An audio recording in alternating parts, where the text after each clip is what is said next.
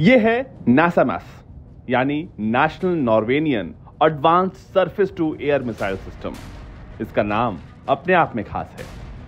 इस missile system को Norway और अमेरिका ने साथ मिलकर बनाया है और भारत तक पर आज एक खास वजह से इस मिसाइल सिस्टम के बारे में हम बात कर रहे हैं। इस मिसाइल सिस्टम से AIM-9 साइडविंडर या IRIS-T जैसे मिसाइलों को दागा जा सकता है। ये कम दूरी का ऐसा मिसाइल सिस्टम है जो सतह से हवा में मार करता है। नासामस एयर डिफेंस सिस्टम की खास बात यह है कि इसके लॉन्चर में 6 खाने होते हैं। हर खाने में 2-2 मिसाइलें तैनात की जाती हैं, यानी एक लॉन्चर से 12 मिसाइलें छूट सकती हैं। इसकी रेंज 30 से 50 किलोमीटर तक है, यानी मिसाइल इतनी दूरी पर मौजूद दुश्मन के हेलीकॉप्टर, ड्रोन, फाइटर जेट, विमान या क्रूज मिसाइलों को मार कर गिरा सकती है।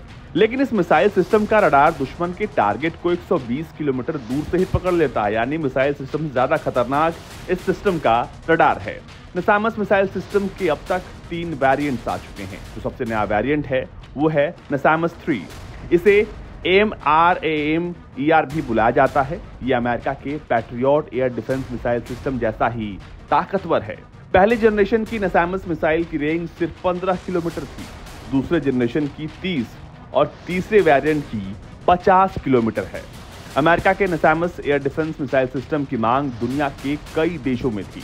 अमेरिका ने उन्हें ये सिस्टम दिया भी है, जैसे Lithuania, Australia, Chile, Indonesia, Netherland, Norway, Spain, Oman और भी कई देश। भारत के साथ भी इस मिसाइल सिस्टम को लेकर डील हो सकती थी, लेकिन बाद में भारतीय वायुसेना ने इसे इनकार कर दिया। वायुसेना ने कहा कि हम अपने बैलिस्टिक मिसाइल डिफेंस प्रोग्राम के तहत बनने वाली मिसाइलों का इस्तेमाल करेंगे। लेकिन अब आप सोचेंगे कि आखिर भारत तक पर इस मिसाइल की बातचीत क्यों हो रही है, तो आपको बता दें कि ये वो मिसाइल सिस्टम है जिसे यूक्रेन को अमेरिका ने रूस को मारने के लिए दिया है। और सबसे ताजा खबर यही है कि इस मिसाइल सिस्टम को यूक्रेन को अमेरिका ने सौंप दिया है। इसके बाद यूक्रेनी सैनिकों की ट्रेनिंग होगी कि आखिर वो इस डिफेंस सिस्टम को कैसे चलाएंगे और इसके बाद वो रूस के खिलाफ इस मिसाइल सिस्टम का इस्तेमाल करने वाले हैं। ब्यूरो रिपोर्ट, भारत तक।